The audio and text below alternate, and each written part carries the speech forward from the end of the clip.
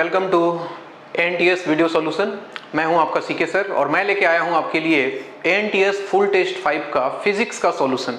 Exam आपका हो चुका है, एग्जाम आपका कैसा गया कैसा नहीं गया, कौन कौन से सवाल आपसे नहीं बने, एक बार वीडियो के थ्रू जरूर जाएं और जो जो डाउट हो कृपया कमेंट सेक्शन में बताएं। आपसे सवाल बना नहीं बना, पेपर कैसा था, मार्क्स आपके कैसे आ रहे हैं और बाकी पेपर कैसा था वो हम वीडियो के साथ साथ डिस्कस करेंगे जैसे जैसे आगे बढ़ेंगे। तो कहानी को शुरू करते हैं। सबसे पहले क्वेश्चन नंबर 1 के पास आते हैं। क्वेश्चन नंबर 1 बहुत ही सिंपल सवाल है। बोल रहा है कि height of water raised in a capillary tube of radius R depends on R as. Radius R के ऊपर हाइट कैसे डिपेंड करता है। तो ये बहुत बेसिक सा कॉमन सा सवाल है कि रेडियस ट्यूब जो है वो जितना पतला होगा हाइट उतना ज्यादा होगा। यानी कि आप ऐसा बोल सकते हो कि रेडियस जितना कम होगा हाइट उतना, एक फॉर्मूला भी आता है शायद आपने देखा होगा हाइट का, 2t cos theta divided by rho g R. ऐसा कुछ रिलेशन आपने कहीं ना कहीं देखा जरूर होगा। यानी कि h जो होता है वो बच्चों इनवर्सली प्रोपोर्शनल टू r होता है। यानी कि r जितना कम होगा h का वैल्यू उतना ज्यादा जाएगा। तो h is inversely proportional to r। Option number A आपको सही दिख रहा है। तो पहले क्वेश्चन का option number A is correct. बहुत ही सिंपल सा सवाल, आई होप कि आपने बना दिया होगा। आगे बढ़ते हैं। क्वेश्चन नंबर 2 में बोल रहा है amount of heat required to raise the temperature of a body through 1 degree unit is called its. अच्छा, इसमें दो बातें होती हैं, एक होता है स्पेसिफिक हीट और एक होता है हीट कैपेसिटी। अगर यूनिट मास का टेम्परेचर 1 डिग्री से बढ़ाया जाए तो जो हीट लगता है उसको हम लोग बोलते हैं स्पेसिफिक हीट, जिसको एस से डिनोट करते हैं। लेकिन अगर पूरे बॉडी का टेम्परेचर 1 यूनिट से बढ़ाया जाए तब जो हीट का रिक्वायरमेंट होता है बच्चों, उसको हम लोग हीट कैपेसिटी या फिर थर्मल कैपेसिटी के नाम से जानते हैं। तो आप ध्यान से देखो हीट कैपेसिटी और थर्मल कैपेसिटी कहां पे, ऑप्शन नंबर बी में दिखाई दे रहा है। Option number B is correct. और आप ऐसा भी बोल सकते हो कि heat capacity is equal to mass of body multiplied by specific heat capacity. यानी कि यूनिट मास में कितना हीट चाहिए multiplied by total mass of the body, that is heat capacity. या फिर इसको हम लोग हीट कैपेसिटी भी बोलते हैं, हीट कैपेसिटी, या फिर कोई इसको थर्मल कैपेसिटी के नाम से भी जानता है। तो जब भी स्पेसिफिक हीट आए यूनिट मास को ध्यान में रखना है, पूरा बॉडी आ रहा है मतलब हीट कैपेसिटी की बात कर रहे हैं। Option number B, again very simple question. आगे बढ़े तो बोल रहा है force acting between proton and proton inside the nucleus. Nucleus के अंदर दो प्रोटॉन के ऊपर जो फोर्स लग रहा है वो कौन सा फोर्स है। देखो बच्चों, यहाँ दो तरह की बात होगी। एक तो प्रोटॉन प्रोटॉन को रिपेल करेगा और जो रिपल्सन वाला फोर्स है उसको हम लोग इलेक्ट्रोस्टैटिक फोर्स बोलते हैं, इलेक्ट्रोस्टैटिक रिपल्सन। और दूसरा, आपने न्यूक्लियर फिजिक्स में जरूर पढ़ा होगा कि न्यूक्लियस के अंदर जितने भी न्यूक्लियॉन्स होते हैं, चाहे प्रोटॉन हो चाहे न्यूट्रॉन हो, चाहे प्रोटॉन न्यूट्रॉन के बीच का फोर्स हो, प्रोटॉन प्रोटॉन को अपनी तरफ खींच रहा है, ये प्रोटॉन इस प्रोटॉन को अपनी तरफ खींच रहा है और इस फोर्स को हम लोग बोलते हैं nuclear force. Nuclear force nucleons के बीच में लगता है, कोई जरूरी नहीं है कि सिर्फ प्रोटॉन प्रोटॉन के बीच में लगे। ये प्रोटॉन प्रोटॉन के भी बीच में लगता है, प्रोटॉन न्यूट्रॉन के भी बीच में लगता है और न्यूट्रॉन न्यूट्रॉन के भी बीच में लगता है। और तीनों ही केसेस में इनका वैल्यू हमेशा सेम होता है।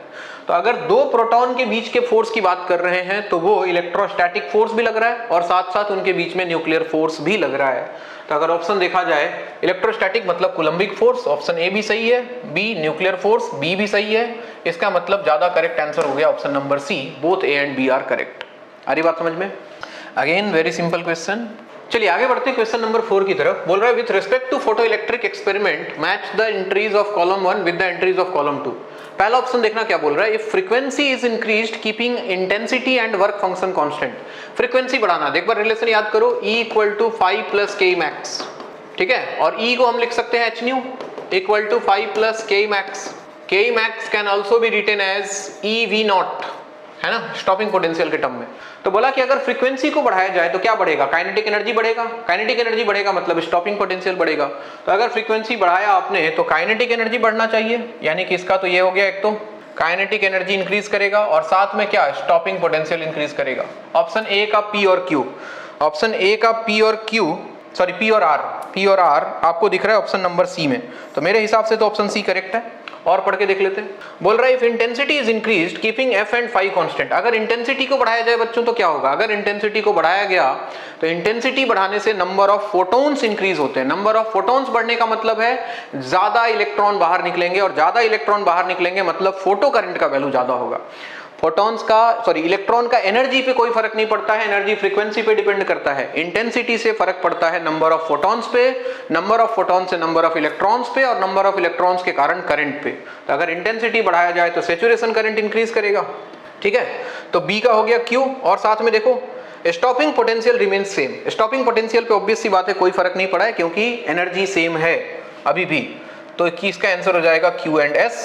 तो ध्यान से देखो B का Q और S दिखाई दे रहा है और बाकी आप पढ़ लेना, बाकी तो एक ही ऑप्शन सही लग रहा है मुझे।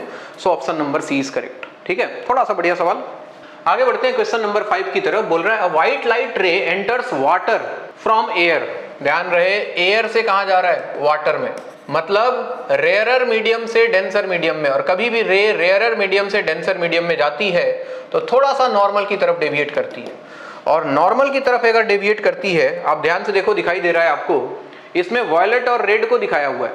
नॉर्मल की तरफ सब डेविएट करेगा। सबसे कम डेविएशन किसका होता है? रेड कलर का होता है। और सबसे ज्यादा डेविएशन किसका होता है? वॉयलेट का। तो वॉयलेट जो है वो नॉर्मल के ज्यादा पास चली जाएगी और रेड जो है वो नॉर्मल से थोड़ा कम पास। मतलब ये हो गया रेड कलर और ये हो गया वॉयलेट कलर। अब ध्यान से ऑप्शन चूज करो आप, रेड वॉयलेट। वॉयलेट नॉर्मल के ज्यादा पास, option number C is correct. थोड़ा सा बेसिक सवाल लेकिन आसान। आगे बढ़े, क्वेश्चन नंबर 6 बोल रहा है point object is kept at 30 centimetre from a convex lens of focal length 20 centimetre. देखो ये कॉन्वेक्स लेंस है, इसका फोकल लेंथ दिया हुआ है 20 सेंटीमीटर और यहां से कितना दूर 30 सेंटीमीटर दूर एक ऑब्जेक्ट रख दिया हमने यहाँ पे। चलो सबसे पहले इसका इमेज निकाल लें। इमेज होता है 1/v plus 1/v minus 1/u equal to 1/f।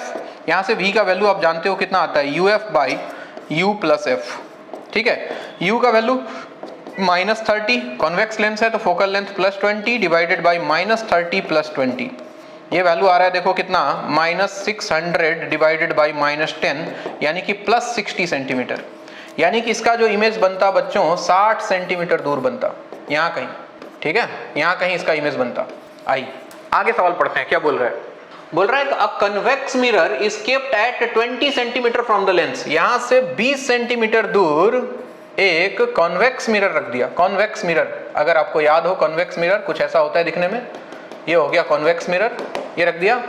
Lies at its, आगे क्या बोल रहा है? So that the virtual object for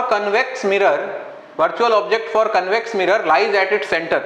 मतलब यहां से एक रे निकला होगा बच्चों, यहां से टकरा के इसको यहां जाना था। ध्यान से देखो, यहां जाना था, तो ये क्या बन जाएगा? वर्चुअल ऑब्जेक्ट बन जाएगा। और वर्चुअल ऑब्जेक्ट बोला कि कहां पे लाई कर रहा है? इस मिरर के सेंटर पे, मतलब यहां से यहां तक ये डिस्टेंस इसका रेडियस हो गया। तो यहां ध्यान से देखो रेडियस का वैल्यू कितना आ जाएगा? ये टोटल कितना है? 60 में से 20 हटा दो, 60 - 20 ये आ रहा है कितना? 40 के इक्वल। तो फोकल लेंथ ऑफ मिरर कितना आ जाएगा बच्चों? r/2, 40/2 कितना वैल्यू आना चाहिए? 20 सेंटीमीटर के आसपास होना चाहिए। तो अगर ऑप्शन पे देखा जाए 20 सेंटीमीटर दिखाई दे रहा है आपको ऑप्शन नंबर सी में। ऑप्टिक्स का बेसिक सवाल थोड़ा सा अच्छा। ठीक है, आगे बढ़ते हैं क्वेश्चन नंबर 7 की तरफ। बोल रहा है N astronomical telescope in normal setting has magnifying power of 12। Normal setting मतलब फाइनल इमेज इंफिनिटी पे, और जब फाइनल इमेज इंफिनिटी पे बनता है तो आपको याद हो मैग्नीफाइंग पावर का वैल्यू होता है बच्चों FO divided by FE, focal length of objective divided by focal length of eyepiece. और इसका वैल्यू आपको दिया है कितना? 12। यानी कि यहां से पहला रिलेशन आ गया FO equal to 12 FE, equation number 1। आगे पढ़ो। इफ लेंथ ऑफ ट्यूब, और उस सिचुएशन में लेंथ होता है दोनों के लेंसेज के फोकल लेंथ का सम FO प्लस FE, और ये दिया हुआ है आपको 39 equal to FO plus FE, ये इक्वेशन 2। यहां से एक काम करो, FO का वैल्यू 12 FE यहां डाल दो, तो 39 equal to 12 FE plus FE, यानी कि ये बन गया 13 FE। तो FE का वैल्यू यहां से देखो कितना आ जाएगा? 39 डिवाइड बाई 13 यानी कि 3 सेंटीमीटर। और FE अगर 3 होगा तो 3 इंटू 12, FO का वैल्यू आ जाएगा 36 सेंटीमीटर। तो ये रहे focal length of 2 lenses used in the telescope. कितना आ गया answer? 3 centimetre and 36 centimetre. Option number A is correct. सही बात। आगे बढ़ते हैं, क्वेश्चन नंबर 8 बोल रहा है part of circuit is shown if current at any instant is 3 ampere, the rate of increase of current. अच्छा, करंट बढ़ रहा है यानी कि di/dt का वैल्यू दिया है +2 एम्पियर पर सेकेंड। तो बताओ इस इंडक्टर में सबसे पहले ईएमएफ कितना जनरेट होगा? इसका ईएमएफ हो जाएगा L di/dt। L का वैल्यू कितना है? 5 और di/dt कितना है? 2। ये आ गया 10 वोल्ट। और इंडक्टर का एक प्रॉपर्टी है कि ये हमेशा अपने अंदर होने वाले चेंज को क्या करता है? अपोज करता है, अकॉर्डिंग टू लेंज लॉ। तो अगर करंट बढ़ रहा है तो ये इसको घटाने की कोशिश करेगा, तो इसके जगह पे एक आप बैटरी बना सकते हो करंट को घटाने वाला, ये वाला बैटरी, जिसका ईएमएफ हो गया कितना? 10 वोल्ट। अब यहां से यहां तक मूव कर जाते हैं, फ्रॉम A टू B अगर हम चलें, A टू B, ठीक है, करंट इलेक्ट्रिसिटी को याद करते हुए, तो A का पोटेंशियल हो गया VA। आगे बढ़ा करंट की डायरेक्शन में -IR, तो 3 इंटू 2, और आगे बढ़ा, बैटरी निगेटिव से पॉजिटिव जा रहे हैं तो +4, और आगे बढ़े माइनस, करंट हो गया 3, रेजिस्टेंस हो गया 0.5, और आगे बढ़े तो पॉजिटिव से निगेटिव जा रहे हैं तो -10, और आगे बढ़े करंट है -3 और रेजिस्टेंस है 1.5, माइनस VB = 0। तो यहाँ से आप देखोगे VA माइनस VB का वैल्यू कितना मिलेगा आपको। ये हो गया बच्चों देखो 6 और ये हो गया 10, 16, RHS में जाके बन गया 16 माइनस 4 ये बन गया 12, 6 और 10, 16 माइनस 4 12 आ गया। ये आ गया देखो 1.5 और ये आ गया 4.5, 1.5 और 4.5 मिलके बन गया 6, तो 12 माइनस 6 ये वैल्यू कुछ 6 वोल्ट के आसपास आना चाहिए। 6 वोल्ट आपको दिख रहा है क्या? कुछ तो गलत कर दिया मैंने, फिर से चेक करता हूँ। ये आ गया -6 + 4, ये आ गया आपका -2 और -10 हो गया -12 RHS आके बन गया +12, ठीक है। उसके बाद ये आ गया आपका -1.5 और ये आ गया -4.5, दोनों को ऐड कर दोगे तो कितना हो गया -6 उधर जाके +6 बनेगा, सॉरी माइनस कर दिया था मैंने, तो ये आ गया आपका 18 वोल्ट के आसपास। तो ऑप्शंस देखो तो option number D is correct. सही बात, थोड़ा सा इंडक्टर और करंट इलेक्ट्रिसिटी को मिक्स किया गया है। आगे बढ़ते हैं, क्वेश्चन नंबर 9 बोल रहा है at room temperature nickel is ferromagnetic if temperature is increased above Curie temperature. कोई बोले क्यूरी टेम्परेचर क्या है? क्यूरी टेम्परेचर वो टेम्परेचर होता है जहां जाने के बाद या उससे वैल्यू ज्यादा होने के बाद एक फेरोमैग्नेटिक मटेरियल कैसा बिहेव करने लग जाता है, पैरामैग्नेटिक मटेरियल की तरह बिहेव कर जाता है। रीजन उसके अंदर जो डोमेन्स होते हैं जिसमें डाइपोल्स अरेंज होते हैं वो डिसइंटीग्रेट हो जाते हैं और वो रैंडमली अरेंज हो जाते हैं। तो आंसर हो जाएगा then it will show paramagnetism, ferromagnetic will convert into paramagnetic, ठीक है। Magnetism and matter theoretical chapter है, ध्यान से एक बार एनसीईआरटी आप लोग जरूर पढ़ें। आगे बढ़ते हैं, बोल रहा है total power dissipated in the circuit. इसमें पावर कितना डेसिपेट होगा, आर इक्विवेलेंट निकाल लो। आर इक्विवेलेंट हो गया 6 और 3 का 2 और 2 सीरीज में हो गया 4, तो पावर कितना आ जाएगा भाई V² आर इक्विवेलेंट। V दिया है 12, तो 12² डिवाइडेड बाई 4 यानी कि 144 डिवाइडेड बाई 4 कितना आ जाएगा बच्चों, 4 3 जा 12, 236 वाट। तो आप ऑप्शन देखो, option number C is correct. बहुत ही सिंपल था। आगे बढ़ते हैं, क्वेश्चन नंबर 11 बोल रहा है in a PN junction depletion region decreases when. Depletion region कब डिक्रीज करता है? ये P है, ये N है। डिप्लीशन रीजन तब डिक्रीज करता है जब हम इसको कनेक्ट करते हैं फॉरवर्ड बायस में। फॉरवर्ड बायस में कनेक्ट करने से यहाँ से होल इधर जाता है, इलेक्ट्रॉन इधर जाता है, डिप्लीशन रीजन घट जाता है। तो डिप्लीशन रीजन घटेगा बच्चों किसमें, फॉरवर्ड बायस में। Again very simple question from semiconductor. बोल रहा है diffusion current in PN junction is. Diffusion current क्या होता है? डिफ्यूजन करंट होता है इधर P टाइप इधर N टाइप, है ना। यहाँ पॉजिटिव ज्यादा है, यहाँ नेगेटिव ज्यादा है। तो चार्जेस का कंसंट्रेशन ज्यादा होने के कारण यहाँ से पॉजिटिव चार्जेस डिफ्यूज होते हैं P से N की तरफ और निगेटिव चार्जेस डिफ्यूज होते हैं N से P की तरफ। तो जिधर पॉजिटिव चार्जेस डिफ्यूज होते हैं उस डायरेक्शन में एक करंट फ्लो करता है और इसी करंट का नाम है बच्चों diffusion current. Diffusion current, positive charge किधर से किधर जा रहा है, P से N की तरफ। तो डिफ्यूजन करंट का डायरेक्शन क्या होगा, from P side to N side, P side to N side. ये कहानी है। देखो बेसिक सवाल है, आई होप कि ये सब सवाल आपने कर लिया होगा। इस पे आ जाओ। बोल रहा है the circuit shown in figure is equivalent to. अब ये कौन सा गेट रिप्रेजेंट कर रहा है, इसके लिए मैं एक काम करता हूँ, मैं बनाता हूँ इसका ट्रुथ टेबल। ट्रुथ टेबल बनाने से ज्यादा कहानी समझ में आएगा। A B और इधर ले लेता हूँ Y। इनपुट्स क्या क्या पॉसिबल है, 0 0 0 1 1 0 1 1। अब इनके कॉरस्पॉन्डिंग आउटपुट चेक करते हैं। चलो आ जाओ भाई। सबसे पहले A और B को मैंने दिया 0 0 0 0। अब देखो यहाँ 0 गया तो ये सेम डाटा यहाँ भी जा रहा है, यहाँ 0 जाएगा और ये डाटा यहाँ जा रहा है, यहाँ 0 जाएगा। 0 0 पे देखो नॉर गेट है, और होता तो 0 देता, ये क्या देगा 1। 0 0 पे देखो नैंड गेट है, एंड गेट होता तो 0 देता, ये नैंड गेट है तो क्या देगा 1। और 1 1 पे फिर से नैंड गेट है, 1 1 पे 1 देता अगर एंड होता, ये नैंड है तो क्या देगा ये 0 देगा। तो पहला आउटपुट आ गया 0। फिर देखो यहाँ पे लिया 0, यहाँ पे लिया 1 1, तो ये 0 आ गया यहाँ पे और ये 1 आ गया यहाँ पे। 0 1 पे ये क्या देता 0 देता, एंड होता तो, लेकिन अभी नैंड है तो क्या देगा ये 1 देगा। और 1 0 पे अगर और होता तो 1 देता, लेकिन अब क्या देगा ये 0। और 1 0 पे ये 0 देता, लेकिन नैंड गेट है क्या देगा अभी 1 देगा। तो अगला आउटपुट क्या आ गया 1। फिर देखो यहाँ ले लिया 1, यहाँ ले लिया 0, तो कहानी फिर से वैसा ही होगा। यहाँ आ जाएगा 1, यहाँ आ जाएगा 0, 1 0 पे ये फिर से क्या देगा 0, और 1 0 पे ये फिर से क्या देगा NAND गेट 1 देगा ना, बिल्कुल देगा।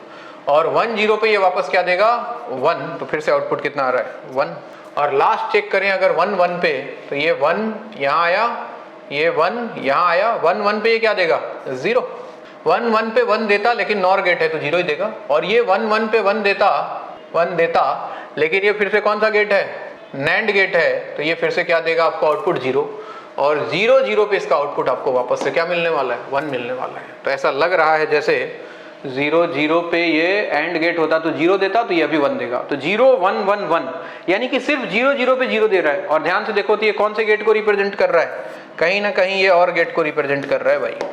इसका रिजल्ट क्या हो जाएगा OR गेट। लॉजिक गेट के सवाल एक ना एक तो आते ही हैं, तो प्रैक्टिस ठीक से कर लेना। आगे बढ़ते हैं हम। क्वेश्चन नंबर 14 बोल रहा है the position of centre of mass of a system consisting of 2 particles of masses m1 and m2, एक है m1 एक है m2, इनके बीच का सेपरेशन कितना है L फ्रॉम m1। अच्छा m1 से सेंटर ऑफ मास का पोजीशन कितना होगा, सेंटर ऑफ मास का पोजीशन, इसको अगर x बोल दूं बच्चों, तो x का जो वैल्यू आता है वो आता है सेकंड वाला mass multiplied by total length divided by sum of masses m1 plus m2। अगर m1 से पूछा है तो, अगर m2 से पूछता तो m1 into L divided by m1 plus m2, तो ऑप्शन फिलहाल हो जाएगा आपका m2 into L divided by m1 plus m2, option number B. बहुत ही सिंपल सवाल, इस बार फिजिक्स का पेपर थोड़ा आसान है।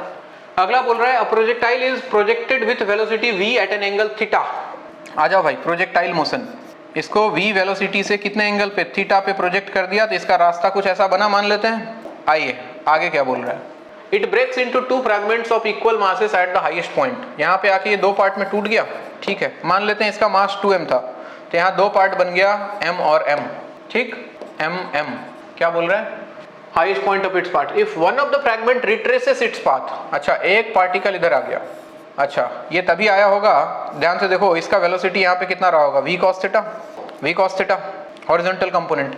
तो कोलिजन के पहले मतलब फटने के पहले ट्वाइस m का वेलोसिटी इधर रहा होगा हाईएस्ट पॉइंट पे, सिर्फ और सिर्फ horizontal velocity v cos theta, और फूटने के बाद m और m ये अपना पाथ को रिट्रेस किया एक मास, मतलब इसका वेलोसिटी इधर रहा होगा कितना v cos थीटा, ठीक। तो इसका वेलोसिटी आपसे पूछ रहा है v डैश का वैल्यू। तो मोमेंटम कंजर्वेशन से हम क्या लिख सकते हैं, p initial equal to p final. Initial momentum बोलो भाई, initially twice m into right side velocity है v cos थीटा should be equal to final. इसका देखो डायरेक्शन बदल गया, तो ये हो जाएगा माइनस एम v cos थीटा एक मास का, और दूसरे वाले का निकालना है m इंटू वी डैश। यम स्वाहा हो गया, यहाँ से देखो वी डैश का वैल्यू आएगा 2v cos थीटा, और ये इधर आया प्लस v cos थीटा यानी कि 3v cos थीटा। यहाँ से आप देखोगे 3v cos theta in option number ए। तो प्रोजेक्टाइल मोशन, उसके बाद थोड़ा सा लीनियर मोमेंटम, दोनों को मिक्स करके काफी बढ़िया सवाल, आई होप कि आपने बना लिया होगा। हाँ भाई अगले सवाल पे आते हैं। 2 homogeneous spheres A and B of masses m and twice m, radii twice A and A। अच्छा ये है A, ये है B, दोनों को एक साथ टच करके रखा हुआ है, आर प्लेस्ड इन टच। इसका मास है m, इसका मास है ट्वाइस m, इसका रेडियस है ट्वाइस A और इसका रेडियस है A, ठीक। The distance of centre of mass from the first sphere से सेंटर ऑफ मास का डिस्टेंस कितना होगा। अच्छा मान लो कि यहाँ पे m आ गया और यहाँ पे क्या आ गया ट्वाइस m आ गया, तो यहाँ से डिस्टेंस निकालने के लिए क्या लिखोगे आप, यहाँ से डिस्टेंस निकालने के लिए आप लिखोगे x का वैल्यू अगर लिखना है तो सेकंड मास कितना हो गया twice m into total distance कितना हो गया twice a plus a divided by total mass m plus twice m, ठीक है।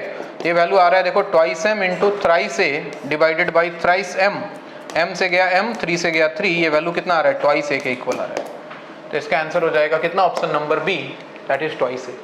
आगे बढ़ते हैं हम क्वेश्चन नंबर 17 की तरफ। 17 बोल रहा है a mass of 10 gram moving horizontally with a velocity of 100 centimetre पर second strikes the bob of a pendulum and stick to it. The mass of the bob is also 10 gram. अच्छा ये भी 10 ग्राम है, ये भी 10 ग्राम है, ये जाके टकरा गया इसमें। तो सबसे पहले टकराने के बाद इनका वेलोसिटी निकाल लेते हैं हम, ठीक है। कितना आ जाएगा, initial momentum equal to final momentum. Initial momentum सिर्फ इसका है, मास हो गया 10, वेलोसिटी इसका कितना दिया है 100 सेंटीमीटर पर second, should be equal to, दोनों कंबाइन हो जाएगा तो 10 प्लस 10 हो गया 20, वेलोसिटी मान लेते हैं v डैश, 20 से गया 5, वी डैश का वैल्यू कितना आ गया बच्चों 50 सेंटीमीटर पर सेकेंड। ठीक है, अब क्या होगा, अब होगा ये, अब ये बॉब, ये बुलेट इसके अंदर चला गया है। ठीक है, अब इसका वेलोसिटी आ गया कितना 50 सेंटीमीटर पर सेकेंड, और इस वेलोसिटी से ये थोड़ा ऊपर चला जाएगा। तो बोल रहा है मान लो यहाँ पे आ गया, इस सिचुएशन में आ गया, तो आपको बोल रहा है कितना हाइट ऊपर गया, ये पूछ रहा है ना। The maximum height to which the system will be raised, ये हाइट निकालना है। अब लगा देते हैं एनर्जी कंजर्वेशन, क्योंकि इसका जो काइनेटिक एनर्जी है वो किस में कन्वर्ट होगा, पोटेंशियल एनर्जी में कन्वर्ट होगा। तो हम लगा रहे हैं energy conservation. Initially kinetic energy है हाफ, मास कितना हो गया इसका 10 + 10 कितना हो गया 20 into V dash, V dash का वैल्यू कितना निकाला हमने 50 सेंटीमीटर पर सेकेंड, तो 50 का square should be equal to mgh, मास 10 + 10 20, जी का वैल्यू देखो मीटर में है, ध्यान रहे इसको चेंज कर लेना, 10 into 1 metre equal to 100 centimetre. ठीक है, अब आ गया सेंटीमीटर पर सेकेंड स्क्वायर, mgh, ये h निकालना है। यहाँ से बोलो h कितना आ जाएगा, 20 से 20 गया, h का वैल्यू आ रहा है ऊपर हो गया 50 इंटू 50, नीचे है 2 और ये 1000 और आ गया, 2 जीरो से ये 2 जीरो गया, ऊपर आ गया तुम्हारा कितना 25 डिवाइडेड बाई नीचे कितना चल रहा है 20, ये बचा हुआ है, तो ये आ जाएगा 12.5 डिवाइडेड बाई 10, यानी कि 1.25 के आसपास आ रहा है, 1.25 सेंटीमीटर। ऑप्शन कहीं दिख रहा है क्या? Yes, option number D. तो सबसे पहले मोमेंटम कंजर्वेशन, उसके बाद एनर्जी कंजर्वेशन। ठीक है, सिंपल सवाल, ये भी कुछ खास नहीं। आगे बढ़ते हैं, क्वेश्चन नंबर 18 बोल रहा है a ball is dropped from a height h, if coefficient of restitution is e, then the height up to which it rises to after second rebound. अच्छा, हम जानते हैं अगर e कोएफिशिएंट ऑफ रेस्टिट्यूशन है, तो अगर एक बॉडी यहाँ से गिरा h हाइट से, ठीक है, तो यहाँ पे इसका वेलोसिटी कितना हो जाता है v, अगर v मान लें तो v का वैल्यू कितना √2gh सबसे पहले तो, और जब ये रिबाउंड होगा, अगर ये v से आया, जब ये रिबाउंड होगा तो इसका वेलोसिटी कितना हो जाएगा ev, पहला रिबाउंड कितने बोल रहा है सेकेंड रिबाउंड के बाद, मतलब एक बार और ऊपर जाके फिर नीचे आया होगा, और जब नीचे आके वापस दोबारा ऊपर जाएगा तो इसका वेलोसिटी हो जाएगा एक और e से मल्टीप्लाई हो जाएगा, तो ये हो जाएगा e² इंटू v। ठीक है, आपसे पूछ क्या रहा है हाइट अब कितना जाएगा सेकेंड रिबाउंड के बाद, तो मैक्सिमम हाइट कितना हो जाएगा, अभी मैक्सिमम हाइट हो जाएगा u²/2g, u² मतलब ये e² v का स्क्वायर, यानी कि ये बन जाएगा e⁴ into v² divided by 2g, और v² का वैल्यू उठा के रख दो, तो e⁴ इंटू v² का वैल्यू हो गया 2gh डिवाइडेड बाई 2g से गया 2g, ये वैल्यू आ रहा है e⁴ इंटू h के इक्वल। और अगर ऑप्शन देखें तो ऑप्शन नंबर सी बिल्कुल सही बैठ रहा है, ये सही है। ठीक है बात। क्वेश्चन नंबर 19 बोल रहा है a magnetic needle is kept in a non uniform magnetic field. Non uniform magnetic field में अगर रख दें, नॉन यूनिफॉर्म मैग्नेटिक फील्ड, ध्यान सुनना, नॉन यूनिफॉर्म मैग्नेटिक फील्ड में अगर आपने एक नीडल को रख दिया, मतलब नीडल का मतलब होता है एक तरफ साउथ पोल एक तरफ नॉर्थ पोल, तो बोल रहा है कि क्या एक्सपीरियंस करेगा। ऑब्वियस सी बात है, इसके पास फोर्स भी लगेगा और टॉर्क भी लगेगा, लेकिन कैसे रखा है उस पर डिपेंड करता है कहानी। ठीक है, तो चूंकि नॉन यूनिफॉर्म है तो यहाँ पे जो फोर्स लगेगा वो कुछ और लगेगा, यहाँ पे जो फोर्स लगेगा वो कुछ और लगेगा, फोर्स बराबर नहीं होगा तो फोर्स भी लगेगा नेट फोर्स, और अगर थोड़ा टिल्ट करके रखा है तो इसको रोटेट करने की कोशिश भी करेगा, डिपेंड करता है वो, तो इसके पास फोर्स भी लगेगा और टॉर्क भी लगेगा, दोनों लगेगा। लेकिन वही अगर इसको यूनिफॉर्म मैग्नेटिक फील्ड की बात करता तो नेट फोर्स हमेशा 0 आता, क्योंकि दोनों फोर्स क्या हो जाता, बराबर हो जाता, लेकिन टॉर्क लग सकता था तब भी। तो फिलहाल तो फोर्स और टॉर्क दोनों एक्सपीरियंस करेगा। ठीक है, ऑप्शन नंबर ए। क्वेश्चन 20 बोल रहा है 2 magnets are kept in a vibration magnetometer and vibrate in earth's magnetic field. There are 12 vibration per minute when like poles kept together. अच्छा, सबसे पहले टाइम पीरियड याद करो, टाइम पीरियड या फिर फ्रीक्वेंसी जिसको बोलते हो 1/f, इसका वैल्यू होता है 2π√I/mb। ठीक है, तो बोल रहा है कि जब दो मैग्नेट को ऐसे रखा है लाइक पोल्स टुगेदर, मतलब इधर m1 मान लो इधर m2 मान लो, दोनों एक ही तरफ है, तब जो इसका फ्रीक्वेंसी है कितना है 12 वाइब्रेशन पर मिनट। और जब लाइक पोल्स केप्ट टुगेदर, जब what only 4 vibration per minute when opposite poles are kept together. अच्छा, इस सिचुएशन में फ्रीक्वेंसी 12 है, और जब इसको उल्टा करके रख दिया तो फ्रीक्वेंसी कितना 4 आ गया। तो बोल रहा है ratio of magnetic moments m1 m2 का रेशियो निकालना है। बहुत बढ़िया, आइए सॉल्व करते हैं। ठीक है, ध्यान से देखो, I सेम रहेगा दोनों ही सिचुएशन में, B सेम है, बदल कौन रहा है सिर्फ M। जब दोनों को सेम डायरेक्शन में रखा है तो M का वैल्यू m1 + m2 आएगा, एक को उल्टा कर दोगे तो m1 - m2 आ जाएगा, है कि नहीं। तो फ्रीक्वेंसी ऐसा बोल सकते हैं कि फ्रीक्वेंसी जो है वो प्रोपोर्शनल है √m के, ऐसा बोला जा सकता है। तो F1 बाई F2 क्या लिखा जा सकता है बच्चों? F1 बाई F2 लिखा जा सकता है अंडर रूट में, पहले केस में m का वैल्यू आएगा m1 प्लस m2, दूसरे केस में वैल्यू आएगा m1 माइनस m2। स्क्वायरिंग कर दो बोथ साइड, तो F1 square by F2 square is equal to m1 plus m2 divided by m1 minus m2। पहले केस में फ्रीक्वेंसी कितना है 12 और दूसरे में कितना है 4, तो 12 square divided by 4 square is equal to m1 plus m2 divided by m1 minus m2। ठीक है, देखो ये आ जाएगा कितना 12 इंटू 12 डिवाइडेड बाई 4 इंटू 4, 4 से गया 3, 4 से गया 3, ये 9 हो गया, equal to m1 plus m2 by m1 minus m2। ठीक, इसको उधर ले आओ, तो 9 से मल्टीप्लाई करोगे तो 9m1 माइनस 9m2, उधर चला गया m1 प्लस m2। ठीक, तो 9m1 माइनस m1 हो गया 8m1 और 9m2 प्लस m2 हो गया 10m2।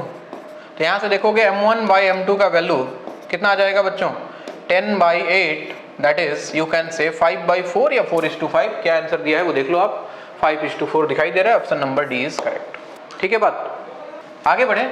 बोल रहा है conductor rod A B moves parallel to X axis. अच्छा, वेलोसिटी दिया इसका इधर, in a uniform magnetic field pointing in the positive Z direction. अच्छा, मैग्नेटिक फील्ड का डायरेक्शन क्या है बच्चों, पॉइंटिंग जेड, ये है मैग्नेटिक फील्ड बाहर की तरफ, पॉजिटिव जेड एक्सिस के अलाउंग। ठीक है, the end A of the rod gets. अच्छा, अभी क्या होगा देखो, वेलोसिटी इधर, मैग्नेटिक फील्ड इधर।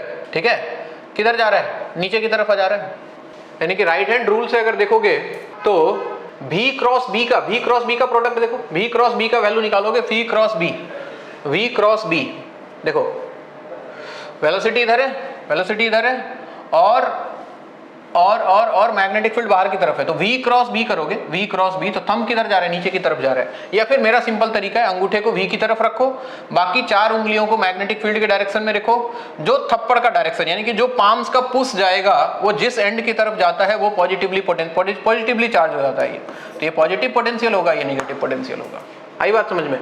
तो देखो किसके बारे में पूछ रहा था, ए के बारे में पूछ रहा था। ए कैसा हो जाएगा, निगेटिवली चार्ज्ड, यानी कि इलेक्ट्रॉन इधर चला जाएगा, ऐसे समझो, negatively charged. Option number B is correct. आगे बढ़े, क्वेश्चन नंबर 22 बोल रहा है a small square loop of wire of side L is placed inside a large circular loop. एक सर्कुलर लूप है जिसका रेडियस r है और इसके अंदर एक स्क्वायर लूप रखा है छोटा सा जिसका साइड लेंथ l है। ठीक है, सेंटर कॉन्साइड कर रहा है। द म्यूचुअल इंडक्टेंस, आप जानते हो म्यूचुअल इंडक्टेंस का वैल्यू जो होता है वो प्रोपोर्शनल होता है अंदर वाले का जो भी है उसका स्क्वायर डिवाइडेड बाय बाहर वाला जो भी है, यानी कि l² बाई r के प्रोपोर्शनल होगा। इसका प्रूफ मैंने आपको क्लास में दिखाया भी था। इसका ऑप्शन हो जाएगा ऑप्शन नंबर ए। ये सवाल नीट में भी पूछा जा चुका है एक बार। आगे बढ़े, क्वेश्चन नंबर 23 की तरफ बोल रहा है the energy stored in a 50 millihenry inductor carrying a current of 4 ampere. याद करो, एनर्जी इंडक्टर के केस में होता है हाफ LI², तो हाफ L का वैल्यू दिया है 50 मिली हेनरी मतलब 10⁻³ और I का वैल्यू दिया है 4, तो 4 × 4। ठीक है, 2 से गया 2, तो वैल्यू आ गया 2 और 4 कितना 8, 8 × 50 कितना होता है 400 × 10⁻³ यही है ना। ये वैल्यू आ जाएगा कुछ 0.4 जूल के आसपास, 0.4 जूल। ऑप्शन नंबर ए में दिखाई दे रहा है आपको 23A। आगे बढ़े क्वेश्चन नंबर 24 की तरफ। फिगर्स हो जाए, conducting disc rotating about its axis in a perpendicular magnetic field B, magnetic field अंदर की तरफ है। A resistor of resistance R is connected between the centre and the rim. अच्छा समझ गया, इसमें करंट पूछेगा तो सबसे पहले सेंटर और रिम के बीच में पोटेंशियल डिफरेंस कितना डेवलप होगा बच्चों, वो निकाल लेते हैं, V का वैल्यू। और V का वैल्यू याद करो, ये वैल्यू बनता है B ओमेगा, इसका रेडियस अगर R मान ले थोड़ी देर के लिए, B ओमेगा R²/2 के इक्वल। ठीक है, ये आपने EMI में पढ़ा होगा। तो कितना कितना वैल्यू दिया है देखो, B का वैल्यू दिया है 0.1, ओमेगा का वैल्यू दिया है 40, रेडियस कितना दिया है इसका, radius the radius of the disc is 5 centimetre. Okay, तो 5 × 10⁻² का स्क्वायर आ जाएगा डिवाइडेड बाई 2। ठीक है, 2 से गया 20 × 0.1 हो गया 2 और इसका स्क्वायर करोगे तो 25 × 10⁻⁴। तो ये वैल्यू आ रहा है 25 × 2 50, यानी कि 5 × 10⁻³ ये पोटेंशियल डिफरेंस आ गया। तो करंट कितना आ जाएगा बच्चों, V/R, यानी कि 5 × 10⁻³ डिवाइडेड बाय रेजिस्टेंस कितना दिया है 1 ओम। तो 5 × 10⁻³ देखो कहीं दिख रहा है क्या कुछ, 5 × 10⁻³ एम्पियर। अच्छा मिली में दिया है ना, ये एम्पियर है, क्या हम इसको 5 मिली एम्पियर बोल सकते हैं? बिल्कुल, ऑप्शन नंबर इज करेक्ट। ठीक है बात। उसके बाद आगे बढ़ते हैं क्वेश्चन नंबर 25 की तरफ। बोल रहे हैं Lenz law is consequence of the law of conservation of energy. I hope कि सबको पता होगा। Question number 26, the current in a coil varies with respect to time. I का वैल्यू दिया हुआ है, इंडक्टेंस ऑफ कॉइल दिया हुआ है, वैल्यू ऑफ ईएमएफ। ईएमएफ होता है बच्चों L D I by D T. ठीक है, L into D I by D T करोगे तो बन जाएगा 6t + 2। एल दिया है 10 millihenry, 10 into 10⁻³ into 6 into कितने सेकंड पे बोल रहा है, 2 सेकंड पे, तो 6 इंटू 2 + 2, ये वैल्यू आ गया 10⁻² इंटू 12 + 2 हो गया 14, यानी कि 0.14 के आसपास आएगा, 0.14 वोल्ट। बहुत सिंपल सवाल, सबने बना लिया होगा। क्वेश्चन नंबर 27 बोल रहा है two identical inductance carry currents that vary with time according. अच्छा, ये करंट है, करंट का ग्राफ दिया है टाइम के साथ। As soon in which of the two inductance the self inductance याद करो, ये होता है बच्चों L D I by D T, और आई टी कर्व में D I by D T किसको रिप्रेजेंट करेगा, स्लोप को, और एल दोनों के लिए सेम है, बोल रखा है आइडेंटिकल है, मतलब ई डायरेक्टली प्रोपोर्शनल हो जाएगा किसके बच्चों, स्लोप के। जिसका स्लोप ज्यादा होगा वहां ईएमएफ ज्यादा इंड्यूस्ड होगा। 1 और 2 बोलोगे सर स्लोप किसका ज्यादा है, कैसे पता करें? सबसे आसान तरीका है बच्चों, बैठ जाओ, इसके ऊपर बैठ जाओ, इसके ऊपर बैठ जाओ, बैठ के स्लाइड करो, किस में ज्यादा डेंजर है, 1 में, 2 में तो बहुत आराम से जाओगे। तो जिसका डेंजर ज्यादा है उसका स्लोप ज्यादा है, मतलब इसमें ईएमएफ ज्यादा इंड्यूस्ड होगा 1 में। आगे बढ़ते हैं क्वेश्चन नंबर 28 की तरफ। क्वेश्चन नंबर 28 बोल रहा है a force time graph of the motion of a body is shown in figure, change in linear momentum between 0 and 8 second. ठीक है, 0 and 8 सेकेंड के बीच में मोमेंटम का चेंज। अच्छा, हम जानते हैं F इक्वल टू क्या होता है बच्चों, dp बाई dt, यानी कि dp इक्वल टू क्या लिख सकते हो, F इंटू डी टी, और बोथ साइड अगर इंटीग्रेट कर दो तो ये बन जाएगा चेंज इन मोमेंटम, और ये बन गया इंटीग्रल F dt, मतलब area under F T curve. ठीक है, area under F T curve, यानी कि अगर एरिया निकाल दें 0 से 8 सेकंड के बीच का, वही चेंज इन मोमेंटम को शो करेगा। अब एरिया देखो कुछ नेगेटिव भी है कुछ पॉजिटिव भी है, नेगेटिव पॉजिटिव नेगेटिव पॉजिटिव, तो कैसे लिखोगे इसका वैल्यू? इसका एरिया विथ नेगेटिव साइन कितना, 2 इंटू 2 यानी कि 4 -4, इसका पॉजिटिव प्लस ये कितना हो गया 6 - 2 4, 4 इंटू 1 यानी कि 4, फिर नेगेटिव माइनस, देखो 1 इंटू 1, ठीक है, तो -1 आ गया, और इसके लिए देखोगे प्लस 1 इंटू 1 यानी कि +1, तो ये 1 से 1 गया, 4 से 4 गया, ये वैल्यू कितना आ रहा है, 0 आ रहा है, तो चेंज इन मोमेंटम कितना रहेगा, टोटल 0 के इक्वल रहेगा। ठीक है बात। नेक्स्ट क्वेश्चन नंबर 29 बोल रहा है the relative permeability of a substance, mu R का वैल्यू सबसे पहले दिमाग में बिठा लो, 1 + जीटा के इक्वल होता है। x is slightly less than 1 and that of substance y is slightly more than 1। फिर से मैग्नेटिज्म एंड मैटर, थ्योरेटिकल सवाल, ध्यान रहे, जीटा का वैल्यू ठीक है डायामैग्नेटिक के लिए नेगेटिव होता है, और पैरामैग्नेटिक के लिए पॉजिटिव होता है, लेकिन बहुत छोटा। तो 1 माइनस समथिंग, तो म्यू आर 1 से कम आ जाएगा, किसके लिए, डायामैग्नेटिक के लिए, और 1 प्लस समथिंग 1 से ज्यादा आ जाएगा, किसके लिए, पैरामैग्नेटिक के लिए। यानी कि x के लिए क्या बोला था, स्लाइटली लेस देन यूनिटी, मतलब x क्या हो गया, डायामैग्नेटिक हो गया, और y क्या हो गया, पैरामैग्नेटिक हो गया। तो x is diamagnetic and y is paramagnetic. x is paramagnet, x is diamagnetic and y is paramagnetic. Option number D is correct. ठीक है बात। क्वेश्चन नंबर 30 बोल रहा है magnetic needle lying parallel to a magnetic field requires W unit of work to turn through 60 degree. अच्छा, ये magnetic field है, बोला कि इसको कितना घुमाना है, 60 डिग्री से घुमाने में, ये मैग्नेटिक डाइपोल मोमेंट m मान लेते हैं, 60 डिग्री से घुमाने में कितना वर्क लगा W। तो वर्क डन होता है बच्चों क्या, U final minus U initial, तो वर्क फाइनल एनर्जी कितना हो जाएगा, -mb, कितने एंगल से घुमाया, थीटा से, 60 से, तो -mb cos 60 माइनस इनिशियल हो जाएगा -mb cos 0, जब पैरेलल रखा था तब एंगल 0 था। तो ये हो गया बच्चों, देखो -mb/2 और माइनस प्लस mb, तो mb - mb/2, ये वैल्यू आ गया कितना, mb/2 के इक्वल, ये W का वैल्यू। ठीक, अब बोल रहा है the external torque required to maintain the needle in this position. External torque कितना लगेगा इस पोजीशन में मेंटेन करने के लिए, तो आप बोलोगे सर टॉर्क का वैल्यू क्या हो जाता है, टॉर्क का वैल्यू हो जाता है mb sin थीटा, जितना टॉर्क लग रहा है उतना ही टॉर्क चाहिए अपोजिट डायरेक्शन में, और mb का वैल्यू यहां से रख लो, कितना, 2w, तो 2w, और sin 60 का वैल्यू हो जाएगा बच्चों √3/2, 2 से 2 गया, वैल्यू कितना आ रहा है, √3w का। इतना टॉर्क चाहिए इसको उस पोजीशन में मेंटेन रखने के लिए। Option number C is correct. आगे बढ़े, क्वेश्चन नंबर 31 बोल रहा है coil has 1000 turn and 500 centimetre square as its area, number of turn दिया, एरिया ऑफ कॉइल दे दिया। The plane of the coil is placed perpendicular to a uniform magnetic field of, ये value दिया है, perpendicular रखा है। The coil is rotated through angle 180 degree in 0.2 seconds. The average EMF induced क्या हो जाएगा बच्चों, D phi by delta phi by delta T, ऐसे सोच सकते हो, delta phi by delta T एक टर्न में multiplied by total number of turns कितना दिया है 1000, इसको सॉल्व करना है।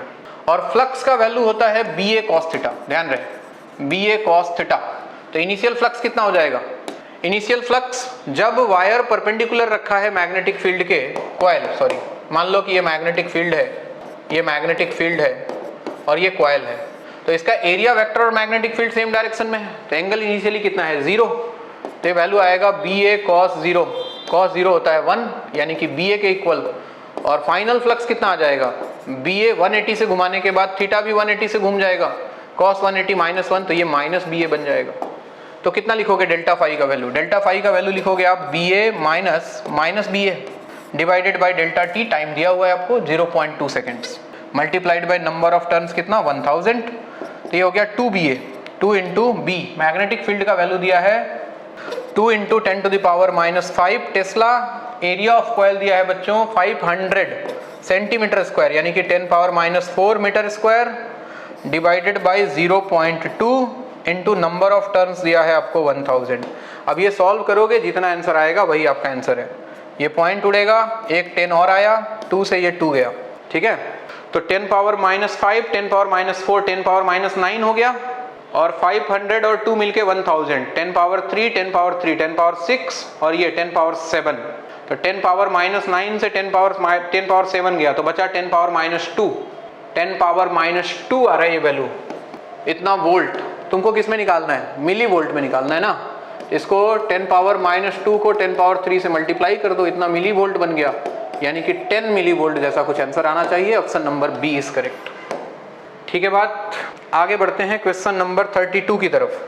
32 बोल रहा है linear charge having linear charge density lambda penetrates अ क्यूब डायगोनली, अच्छा क्यूब में डायगोनली जा रहा है और स्फीयर में डायमेट्रिकली जा रहा है, क्या निकालना है, फ्लक्स का रेशियो।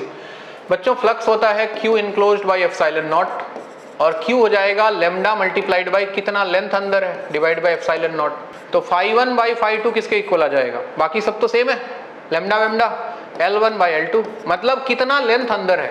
इसमें ध्यान से देखो, अगर साइड लेंथ A है तो डायगोनल का लेंथ कितना होता है √3a, और यहाँ रेडियस A है तो डायमीटर का लेंथ हो गया 2a, ये उड़ा, √3/2 is the answer, option number C. Very simple question, लेकिन बढ़िया सवाल। क्वेश्चन नंबर 33, ध्यान से देखो, बोल रहा है the equivalent capacitance between terminals x and y, अच्छा इनके बीच में इक्विवेलेंट कैपेसिटेंस निकालना है। देखो ये y है, तो ये y है, ये y है, ये y है, ये y है, सब सेम पोटेंशियल, ये x है तो इधर भी x है, ठीक। और कुछ नाम दे दे, इसको मान लेता हूं मैं P, या फिर A मान लेता हूं A, और इसको मान लेता हूं मैं B, ठीक। चलो चेक करते हैं, कैसे चेक करोगे सर। सबसे पहले देखो ये दोनों पैरेलल में दिख रहा है साफ साफ, 100 कितना हो गया 200, ठीक, 200 ये हो गया, और 200 के साथ और कौन दिख रहा है, ये फिर सीरीज में आ जाएगा, 200 और ये 200 किस में आ जाएगा सीरीज में, तो इन सब के बदले आ गया कितना 100, और वो 100 इस 100 के साथ वापस पैरेलल। चलो मैं बना के दिखाता हूँ ना, इधर ले लेता हूँ x, वरना कोमा में चले जाओगे आप, x इधर ले लिया, y इधर लिया है मैंने, किसको, A को और B को ना, 2 पॉइंट और है, A है B है, ध्यान से देखना किसके किसके बीच में कौन है। सबसे पहले देखो x और y के बीच में एक 100 दिख रहा है मुझे, 100, ठीक। फिर देखो A और y के बीच में 100 दिख रहा है, A और y के बीच में 100 दिख रहा है, 100, A और y के बीच में 100 दिखा। फिर देखो B और y के बीच में, B और y के बीच में 100 100 200 दिख रहा है, B और y के बीच में 200 दिख रहा है, इन दोनों को मिला लिया मैंने, 200 दिख रहा है, ठीक। उसके बाद देखो A और B के बीच में एक 200 दिख रहा है, A और B के बीच में एक 200 दिख रहा है, 200, ठीक है, A और B के बीच में 200 हो गया, और एक दिख रहा है आपको A और X के बीच में 200, A और X के बीच में 200, ये कुछ स्ट्रक्चर है। अब ध्यान से देखो तो कहानी समझ में आ रही है। देखो ये 200 और 200 मिलके हो गया 100, ये 100 और 100 मिलके हो गया 200, 200 और 200 मिलके वापस हो गया 100, ये सब मिलके हो गया 100 और 100 के साथ 100 पैरेलल में कितना रिजल्ट आ जाएगा भाई 200 पिकोफैरेड में है तो पिकोफैरेड में। आई बात समझ में? आगे बढ़ते हैं क्वेश्चन नंबर 34 की तरफ। 34 बोल रहा है two rings of same radius r and mass m are placed such that their centres are at a common point and their planes are perpendicular to each other. अच्छा, दो रिंग है बच्चों, देखो एक ये रिंग ऐसे रखा है और दूसरा रिंग ऐसे रखा हुआ है, दोनों का सेंटर एक ही जगह पे है लेकिन प्लेन एक दूसरे के परपेंडिकुलर है, मास m है, रेडियस r है। The moment of inertia of the system about an axis passing through the centre and perpendicular to the plane of one of the ring, किसी एक रिंग के plane के perpendicular, तो किसी एक के जैसे इस वाले के परपेंडिकुलर लोगे तो इसके प्लेन में आ जाएगा, इस एक्सिस के अबाउट मोमेंट ऑफ इनर्शिया निकालना है। कितना आ जाएगा मोमेंट ऑफ इनर्शिया का वैल्यू? देखो इसके लिए तो ये डायमेट्रिकल एक्सिस बन गया, डायमेट्रिकल एक्सिस के अबाउट हो जाता है mr² प्लस ये इसका मेन एक्सिस बन गया इस वाले रिंग का, इसके लिए आता है mr², तो mr² प्लस mr² कितना हो जाएगा 3/2 mr²। बहुत ही सिंपल सवाल, और 3/2 mr² देखो ऑप्शन नंबर सी में आपको दिखाई दे रहा है, option number C is correct.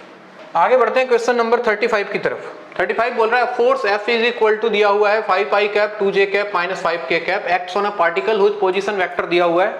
What is the torque about origin? Torque about origin अगर मैं लिखने जाऊं, फॉर्मूला आपने पढ़ा होगा बच्चों r क्रॉस f, और क्रॉस प्रोडक्ट दो वेक्टर का निकालने के लिए यहाँ लिखते हैं i j k। r का कोफिशिएंट लिख लो पहले 1 - 2 1 1 - 2 1 और फोर्स का लिख लो 5 2 - 5। आई होप ये तरीका सबको पता होगा क्रॉस प्रोडक्ट का। उसके बाद देखो i कैप इंटू ये गया 10 - 2 यानी कि 8 आ जाएगा, j कैप के साथ माइनस लगाते हैं, ये गया ये गया ये गया ये गया -5 -5 ये वैल्यू आ रहा है -10 और प्लस k कैप के साथ कितना आ जाएगा वैल्यू, ये गया 2 माइनस माइनस हो जाएगा +2 + 10 ये आ रहा है 12। तो आंसर आ जाएगा कुछ ऐसा 8i cap plus 10j cap minus minus plus हो जाएगा plus 12k cap. 8i cap plus 10j cap plus 12k cap option number A में आपको दिखाई दे रहा है, option number A is correct. Next question number 36 बोल रहा है a simple pendulum has time period 2 second on the surface of earth if it is taken to another planet having density.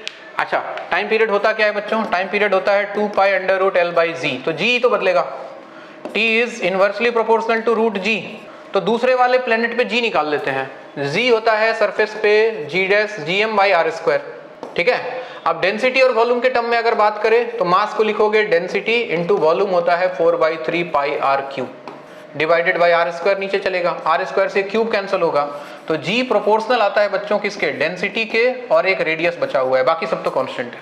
तो अगर मैं g1/g2 निकालूं, g1/g2 तो क्या लिखोगे ρ1/ρ2 इंटू r1/r2। क्या बोल रहे हैं डेंसिटी के बारे में? Having density and radius both double that of earth. अच्छा, मतलब अगर ऊपर ρ1 r1 है तो उस प्लैनेट पे जाके ये 2ρ1 2r1 बन गया है, r1 r1 ρ1 ρ1 यानी कि ये 1/4 आता है g1/g2 का वैल्यू। तो बताओ जरा t1/t2 क्या बनेगा? t1/t2 बनेगा √g2/g1 यानी कि अंडर रूट में g2/g1 कितना आ जाएगा 4 यानी कि 2, तो t2 का वैल्यू आ जाएगा बच्चों t1/2, ये उधर गया ये इधर आया। टाइम पीरियड कितना था इसका? 2 सेकेंड्स अर्थ पे, तो 2/2 कितना आंसर आएगा? 1 सेकेंड इज द आंसर, और 1 सेकेंड ऑप्शन में देखो ऑप्शन नंबर ए में दिखाई दे, ठीक है। आगे बढ़े, क्वेश्चन नंबर 37 बोल रहा है amplitude of a simple oscillator is a when velocity of particle is half of the maximum velocity. Velocity का एक्सप्रेशन याद करो, ω√a² - x², और मैक्सिमम वेलोसिटी होता है कितना? a के इक्वल। तो बोल रहा है कि जब वेलोसिटी मैक्सिमम वेलोसिटी का आधा है, मतलब a⍵/2 के इक्वल है, तो पोजीशन ऑफ पार्टिकल क्या होगा? यानी कि ω√a² - x², ओमेगा से ओमेगा गया, स्क्वायरिंग कर दिया, तो a²/4 is equal to a² - x², तो x² का वैल्यू आ गया बच्चों a² माइनस ये उधर गया a²/4 यानी कि 3a²/4, और दोनों तरफ रूट ले लोगे तो x का वैल्यू आ जाएगा √3/2a, और ऑप्शन देखें अगर √3/2a ऑप्शन नंबर ए में दिखाई दे रहा है। आगे बढ़े, क्वेश्चन नंबर 38 बोल रहा है particle performing SHM again SHM is found at its equilibrium t = 1 second पे। t = 1 सेकंड पे इक्विलिब्रियम का मतलब है कि x का वैल्यू 0। चलो एक इक्वेशन एज्यूम कर लेते हैं, x = a sin omega T plus five, ठीक है। And it is found to have speed of 0.25 metre per second at T equal to 2 second if the period of oscillation, अच्छा time period दिया है 6 second, time period 6 second है तो omega कितना आ गया 2 pi by T, यानी कि 2 pi by 6 pi by 3, ये ओमेगा आ गया। ओमेगा का वैल्यू रख देता हूँ यहाँ पे पाई बाई 3 टी, और मान लिया कि कुछ इनिशियल फेज रहा होगा 5। तो बोला कि x का वैल्यू 0 है जब t का वैल्यू 1 है, रखो यहाँ पे, तो a sign pi by 3 t के जगह पे रख दिया 1 प्लस 5, तो ये पूरा इधर आके 0 बन गया। Sine pi by 3 plus 5 equal to 0, sine theta 0 तो theta 0, pi by 3 plus 5 equal to 0, तो यहाँ से देखो 5 का वैल्यू आ गया कितना माइनस पाई बाई 3, ठीक है। अब वेलोसिटी की बात कर रहे हैं, इसको डिफरेंशिएट कर लेते हैं, dx बाई dt, यहाँ से वेलोसिटी आ जाएगा, कितना आ जाएगा वेलोसिटी, डिफरेंशिएट करोगे तो ये पाई बाई 3 बाहर आएगा, a पाई बाई 3 और साइन का हो जाएगा कॉस पाई बाई 3t, और फाई का वैल्यू हमने निकाल लिया माइनस पाई बाई 3, ठीक है। अब बोल रहा है कि t इक्वल टू 2 सेकेंड पे जो वेलोसिटी है वो 0.25 है, 0.25 का मतलब 1/4 equal to a into pi by 3 cos pi by 3 और t के जगह पे रख दिया 2 सेकेंड माइनस पाई बाई 3, ठीक। तो 1/4 इक्वल टू ये कितना आ गया a पाई बाई 3, ये कितना बच गया देखो, ये वैल्यू आ गया 2 पाई बाई 3 माइनस पाई बाई 3, यानी कि पाई बाई 3 और कॉस पाई बाई 3 होता है बच्चों 1/2, ठीक है। तो यहाँ से एम्पलीट्यूड का वैल्यू आपको मिल जाएगा, कितना आ जाएगा एम्पलीट्यूड, 2 और 3 इधर चला गया तो 6 डिवाइडेड बाई 4 और पाई नीचे जाएगा, 2 से कैंसिल कर दोगे तो 3/2 पाई, ऐसा कुछ दिख रहा है क्या ऑप्शन में, 3/2 pi, yes option number A is correct, ठीक। आगे बढ़ते हैं, क्वेश्चन नंबर 39 में बोल रहा है the number of turns in a primary coil of a transformer is primary turn, secondary turn, 240 volt AC is applied the primary, यानी कि प्राइमरी वोल्टेज दिया है, आउटपुट वोल्टेज, सिंपल याद करो E secondary by E primary हो जाता है number of secondary turns by number of primary turns, this is always valid.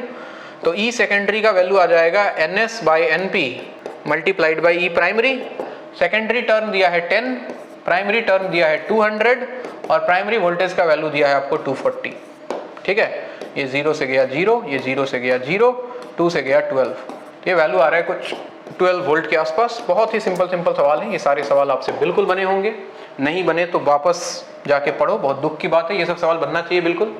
ये भी वही है, ट्रांसफार्मर की बात कर रहा है, ध्यान से देखो, बोल रहा है नंबर ऑफ टर्न्स अगर NS ग्रेटर देन NP हो, तो अगर सेकेंडरी टर्न ज्यादा हो तो हम इसको बोलते हैं स्टेप अप ट्रांसफार्मर, तो 1 का 2 हो गया। अगर नंबर ऑफ सेकेंडरी टर्म्स कम हो तो इसको हम बोलते हैं स्टेप डाउन ट्रांसफार्मर, तो B का क्या हो गया 3 हो गया। ऑप्शन देखो, A का 2 B का 3, A का 2 B का 3, एक ही ऑप्शन दिख रहा है भाई, ऑप्शन नंबर C। चाहो तो बाकी मैच करो, चाहो तो ना करो, आपकी इच्छा है। एट रेजोनेंट फ्रीक्वेंसी ये किसको रिप्रेजेंट करता है, क्वालिटी फैक्टर को, तो C का 1 हो जाएगा, सही है, बाकी दिख रहा है आपको। बहुत ही सिंपल सवाल, ऑप्शन नंबर C। आगे बढ़े 41, बोल रहा है non resonant circuit what will be the nature of circuit for frequencies higher than resonance frequency. इसके लिए ये वाला ग्राफ याद रखना भाई, ठीक है। फ्रीक्वेंसी के साथ जब ग्राफ बनाओगे एक्सेल का, इंडक्टिव रिएक्टेंस का, एक्सेल जो होता है वो डायरेक्टली प्रोपोर्शनल होता है फ्रीक्वेंसी के, और एक्सी जो होता है वो इनवर्सली प्रोपोर्शनल होता है फ्रीक्वेंसी के। तो ये एक्सेल का ग्राफ बनता है और ये एक्सी का ग्राफ बनता है, और दोनों जहां इक्वल होता है इसको बोलते हैं रेजोनेंस फ्रीक्वेंसी F नॉट। तो आपको बोल रहा है कि अगर रेजोनेंस फ्रीक्वेंसी से ज्यादा हो जाए तो जैसे इसका फ्रीक्वेंसी बढ़ाओगे एक्सेल का वैल्यू देखो एक्सी से ऊपर हो जाएगा, यानी कि एक्सेल का ग्राफ ऊपर चला गया, और एक्सेल जैसे ही ज्यादा हुआ सर्किट को बोलते हैं इंडक्टिव सर्किट। क्या बोलते हैं इसको, इंडक्टिव। अगर इधर वाले बारे में पूछता फ्रीक्वेंसी रेजोनेंस से कम होता तो इसको बोलते हैं हम लोग कैपेसिटिव सर्किट। तो फिलहाल आपका आंसर हो जाएगा इंडक्टिव सर्किट, क्योंकि हायर देन रेजोनेंस फ्रीक्वेंसी की बात कर रहा है, option number C. Question number 42, an inductance of 200 by pi millihenry, capacitance of 10 power minus 3 by pi farad, resistance of 10 ohm are connected in series with an AC source दिया हुआ है। The phase angle निकालना, अच्छा phi का value निकालना है। आइए उसके लिए आपको सबसे पहले बच्चों XL और XC निकालना पड़ेगा। देखो ये फ्रीक्वेंसी है तो ओमेगा निकाल लो, 2 पाई f, 2 पाई से मल्टीप्लाई कर दोगे तो आ जाएगा 100 पाई। XL का वैल्यू आ जाएगा ओमेगा L, ओमेगा 100 पाई। L कितना बच्चों, L ये 200 बाई पाई, 200 बाई पाई मिली में है तो 10 पावर माइनस 3, ठीक है। पाई से गया पाई, 1 2 ये 3 जीरो से ये कैंसिल हो गया, वैल्यू देखो 10 आ रहा है, 10 ओम, ठीक है बात। उसके बाद XC का वैल्यू क्या होता है, पढ़ा होगा आपने 1 बाई ओमेगा C, तो 1 बाई ओमेगा हो गया 100 पाई, और C का वैल्यू आपको गिवन है 10 पावर माइनस 3 बाई पाई। ये पाई से पाई गया, 2 जीरो खाएगा, सॉरी ये पाई से पाई गया था, ये 3 जीरो से 3 जीरो गया था, 2 और 10 ये 20 आएगा वैल्यू, 20 ओम। और यहाँ पे आएगा देखो 2 जीरो हो जाएगा, एक 10 ऊपर चला जाएगा, ये 10 ओम आएगा। अब फेज एंगल के लिए याद करो ये फॉर्मूला कौन सा, tan phi equal to XL minus XC divided by R। XL का वैल्यू कितना आया 20, XC कितना आया 10, और R आपको दिया हुआ है 10, तो 10 बाई 10 ये 1 आ गया, और 10 फाई 1 का मतलब है कि फाई का वैल्यू कितना आएगा 45 डिग्री, यानी कि pi by 4। Option number B बिल्कुल सही दिख रहा है। ठीक है, चलिए आगे बढ़ते हैं। क्वेश्चन नंबर 43 में बोल रहा है an electromagnetic wave moving along positive x direction has an electric field given by. अच्छा, जब भी इलेक्ट्रोमैग्नेटिक वेव में डायरेक्शन वाले सवाल हैं, एक एंटी क्लॉकवाइज सर्कल याद रखना, ई बी, और ये इलेक्ट्रोमैग्नेटिक वेव के लिए मैंने बोल दिया वी। अब जिस किसी का भी डायरेक्शन निकालना, उसके आगे वाले दोनों का क्रॉस प्रोडक्ट, जैसे मैग्नेटिक फील्ड का डायरेक्शन निकालना है तो ये बन जाएगा आपका क्या, वी क्रॉस ई के इक्वल। भी इलेक्ट्रोमैग्नेटिक वेव का डायरेक्शन देखो, एक्सप्रेशन में देखो x के साथ माइनस साइन दिख रहा है, मतलब आई कैप हो गया पॉजिटिव एक्स एक्सिस, और इलेक्ट्रिक फील्ड में देखो जेड कैप बाहर दिख रहा है, मतलब के कैप हो गया, और आई क्रॉस के करोगे तो वैल्यू कितना आएगा, माइनस जे आएगा, यानी कि negative Y axis. Option number C is correct, सही बात। आगे बढ़ते हैं। क्वेश्चन नंबर 44 बोल रहा है इन इलेक्ट्रोमैग्नेटिक वेव, एसर्शन दिया हुआ है, in electromagnetic wave electric field and magnetic field lines are parallel. गलत, ये हमेशा एक दूसरे के परपेंडिकुलर होते हैं, पहला गलत हो गया। रीजन बोल रहा है an electric charge oscillating with frequency f produces electromagnetic wave of same frequency f। बिल्कुल सही है, assertion is false, reason is true. Question number 45 moment of inertia का सवाल है, देखो बहुत सिंपल। डिस्क के लिए कितना होता है mr²/2, रिंग के होता है, रिंग का होता है, रिंग का होता है mr², ये चला गया, रॉड का होता है ml²/12, सॉलिड स्फीयर का 2/5 mr²। तो आप ऑप्शन देखो 1 2 2 4 1 2 2 4, ऑप्शन नंबर डी सही बैठ रहा है। तो ये था बच्चों आज का पेपर आसान था। आई होप कि आपने बहुत अच्छा स्कोर किया होगा। 180 में से 180 भी कुछ लोगों के आ रहे होंगे। जिनका स्कोर 160 प्लस आ रहा है वो बढ़िया कर रहे हैं, जिनका स्कोर 160 के नीचे है थोड़ा और मेहनत करो, देखो क्या क्या गलती हुआ उसको रेक्टिफाई करो। मिलते हैं अगले टेस्ट में। Thank you so much.